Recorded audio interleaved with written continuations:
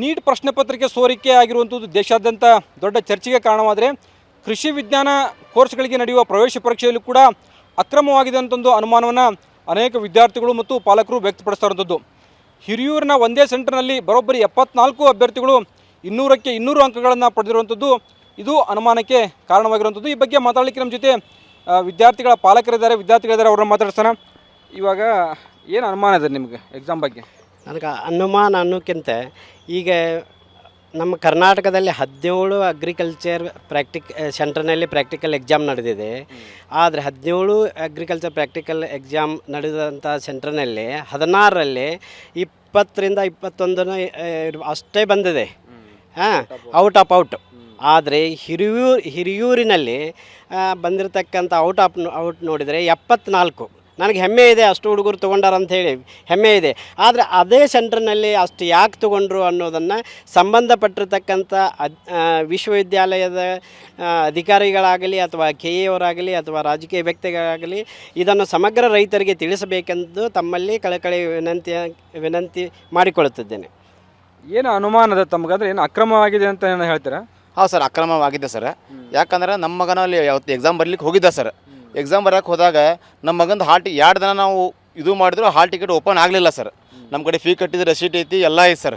ಇವತ್ತು ಹಿರೂರದಲ್ಲಿ ಒಂದೇ ಕ್ಷೇತ್ರದಲ್ಲಿ 74 ಮಂದಿ ಎಕ್ಸಾಮ್ ಟಾಪರ್ ಬರ್ತಾರಂತಂದ್ರೆ ಇದರಲ್ಲಿ ಸಂಪೂರ್ಣವಾದ ಹಗರಣ ಐತೆ ಸರ್. ಏನು ಮೊನ್ನೆ ನಮ್ಮ ದೇಶಾದ್ಯಂತ ನೀಟ್ ಎಕ್ಸಾಮ್ ಒಳಗೆ ಹಗರಣ ಆತಲ್ಲ, ಹಂಗೆ ನಮ್ಮ ಕರ್ನಾಟಕದೊಳಗೆ ಈ ಕೃಷಿ ವಿಶ್ವವಿದ್ಯಾಲಯಕ್ಕೆ ಹಗರಣ ಆಗಿದೆ ಅಂತ ಹೇಳ್ತೇವೆ ಸರ್. ಯಾಕಪ್ಪ ಅಂತಂದ್ರೆ ನಮ್ಮ ಮಗಂದು ನಮ್ಮ ಧಾರವಾಡ ಹುಬ್ಳಿಗೆ 2 ಮಕ್ಕಳು ಬಂದಿಲ್ಲ ಸರ್. ಟೋಟಲ್ 22 ಮಕ್ಕಳು ಜನದ ಹಾಲ್ ಟಿಕೆಟ್ ಓಪನ್ ಆಗ್ತಾಯಿಲ್ಲ. ಇದಕ್ಕೆ ಕಾರಣ ಯಾರು ಸರ್? ಇದಕ್ಕೆ ಅವ್ರಿಗೆ ಅಲ್ಲ, ನಮ್ಮ ಧಾರವಾಡದಾಗ ಅಧಿಕಾರಿ ಕೇಳಿದ್ರೆ ನೀವು ಅಲ್ಲೇ ಹೋಗಿ ಕೇಳ್ರಿ ಅಂತಾರೆ. ಈಗ ಒಂದೇ ಕ್ಷೇತ್ರದಾಗ 74 ಮಂದಿ ಬಂದಾರ. ಈಗ ಅವ್ರನ್ನ ಕೇಳೋರು ಯಾರು ಸರ್? ಅದಕ್ಕೆ ಸಂಪೂರ್ಣವಾದ ನಾವೊಬ್ಬ ರೈತ ಸರ್. ನನ್ನ ಮಗನ ಕೃಷಿ ಮಾಡಿಸ್ಬೇಕು, ನಾವು ಇದು ವೈದ್ಯಕೀಯ ಮಾಡ್ಬೇಕು ನಮಗೂ ಆಸೆ ಇತ್ತು. ಅಲ್ಲಿ ನೋಡಿದಾಗ ಅವರು ಒಳಗೆ ಎಕ್ಸಾಮ್ ತೊಗೊಳಕ್ಕೆ ಬಿಡಲಿಲ್ಲ ಸರ್. ಫೀ ಕಟ್ಟಿ ರಸೀಟ್ ಸರ್ ನನ್ನ ಕಡೆಗೆ 1200 ರೂಪಾಯ್ದು. ಆದರೆ ಇದು ಏನು ಒಂದೇ ಕಡೆ 74 ಮಂದಿ ಬಂದಾರಂತಂದ್ರೆ ಇದು ಸಂಪೂರ್ಣವಾದ ನಮ್ಮ ರಾಜ್ಯದ ಸಚಿವರು ಇರ್ಬೋದು, ಆಮೇಲೆ ನಮ್ಮ ಕೃಷಿ ಸಚಿವರು ಇರ್ಬೋದು, ಇದರೊಳಗೆ ಅವ್ರದ್ದು ಎಲ್ಲ ಕೈವಾಡ ಇರ್ಬೋದು ಅಂತ ನಮ್ಗೆ ಅನಿಸ್ತದೆ ಸರ್. ಇದನ್ನು ತಾವು ಕುಲ್ಲಂಕುಷವಾಗಿ ತನಿಖೆ ಮಾಡಿದರೆ ಸಿದ್ದರಾಮಯ್ಯ ಸಾಹೇಬ್ರು ಯಾರು ಎಂತ ಎಲ್ಲ ಹೊರಗೆ ಬರ್ತದೆ ಸರ್. ತಾವು ಅದನ್ನು ತಮ್ಮ ಮಾಧ್ಯಮ ಮುಖಾಂತರ ನೀವು ಅದನ್ನು ಎಲ್ಲಿ ಎಲ್ಲ ಮಾಡಿಸ್ಬೇಕಂತ ನಮ್ಗೆ ಕೇಳ್ಕೊತೀನಿ ಸರ್. ಏನು ಡೌಟ್ ಅದ ನಿಮಗೆ ಅಂದ್ರೆ ಒಂದೇ ಕ್ಷೇತ್ರದೊಳಗೆ 74 ಜನ 200ಕ್ಕೆ 200 ತೊಗೊಂತಾರೆ, ಹಂಗೆ ಸಾಧ್ಯದ ಅಂತ ಅನಿಸುತ್ತೆ? ಇಲ್ಲ ಸರ್, ಅವ್ರೊಬ್ಬೊಬ್ರು ಶಾನೆ ಇರ್ತಾರೆ, ಓದಿರ್ತಾರೆ ಸರ್. ಇನ್ನು ಉಳ್ಕಿದ್ದವ್ರು ಏನು ಮಾಡ್ಬೇಕು ಸರ್?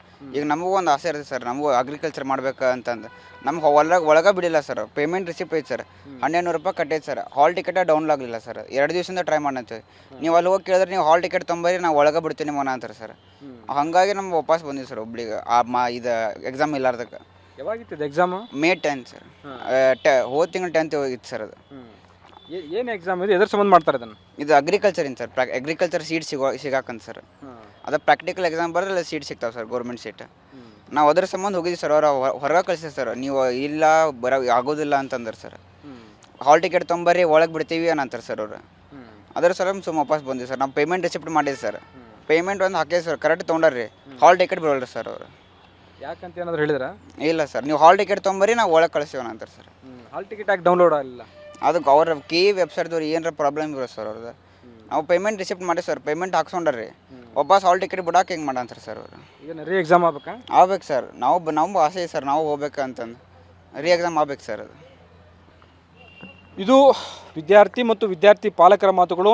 ಕೃಷಿ ವಿಜ್ಞಾನ ಏನು ಕೋರ್ಸ್ಗಳಿಗೆ ನಡೆದಂಥ ಪ್ರವೇಶ ಪರೀಕ್ಷೆಯಲ್ಲಿ ಸಾಕಷ್ಟು ಅಕ್ರಮಗಳಾಗಿವೆ. ಹೀಗಾಗಿ ಮರುಪರೀಕ್ಷೆಯನ್ನು ಮಾಡಬೇಕು. ಎಷ್ಟೋ ವಿದ್ಯಾರ್ಥಿಗಳಿಗೆ ಹಾಲ್ ಟಿಕೆಟ್ ಡೌನ್ಲೋಡ್ ಆಗದ ಹಿನ್ನೆಲೆಯಲ್ಲಿ ಪರೀಕ್ಷೆಯನ್ನು ಬರೀಲಿಕ್ಕೂ ಕೂಡ ಅವಕಾಶ ಆಗಿಲ್ಲ. ಜೊತೆಗೆ ಒಂದೇ ಸೆಂಟರ್ನಲ್ಲಿದ್ದಂಥ 74 ಅಭ್ಯರ್ಥಿಗಳು ಔಟ್ ಮಾರ್ಕ್ಸನ್ನು ತೋಡಿರೋನಲ್ಲಿ ಸಾಕಷ್ಟು ಅನುಮಾನಗಳಿದ್ದು ಈ ಬಗ್ಗೆ ತನಿಖೆ ಆಗಬೇಕು, ಜೊತೆಗೆ ಮರುಪರೀಕ್ಷೆಯನ್ನು ನಡೆಸಬೇಕು ಅನ್ನೋ ಮಾತುಗಳನ್ನು ಹೇಳ್ತಾ ಇರುವಂಥದ್ದು.